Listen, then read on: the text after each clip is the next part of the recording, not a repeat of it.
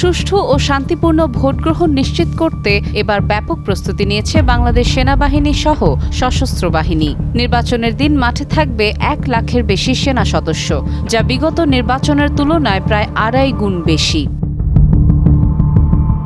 সেনা সদরের সামরিক অপারেশন পরিদপ্তরের পরিচালক ব্রিগেডিয়ার জেনারেল দেওয়ান মোহাম্মদ মনজুর হোসেন জানান, ভোটকেন্দ্র, ভোটার ও ব্যালট বাক্সের নিরাপত্তায় প্রয়োজনে কঠোর ব্যবস্থা নেওয়া হবে। প্রথমবারের মতো ভোটকেন্দ্রের আঙিনা পর্যন্ত সেনা টহলের অনুমতি দেওয়া হয়েছে। কেন্দ্রভিত্তিক ও উপজেলা ভিত্তিক ক্যাম্প স্থাপন সহ সারা দেশে 544টি অস্থায়ী সেনা ক্যাম্প স্থাপন করা হয়েছে। নির্বাচনের নিরাপত্তায় নৌবাহিনীর 5,000 এবং বিমান বাহিনীর 3,730 সদস্য মোতায়েন রয়েছে। দুর্গম এলাকায় হেলিকপ্টার ও জলযান প্রস্তুত রাখা হয়েছে। পুরো পরিস্থিতি ঢাকায় সেনা সদর থেকে সার্বক্ষণিক মনিটরিং করা হচ্ছে।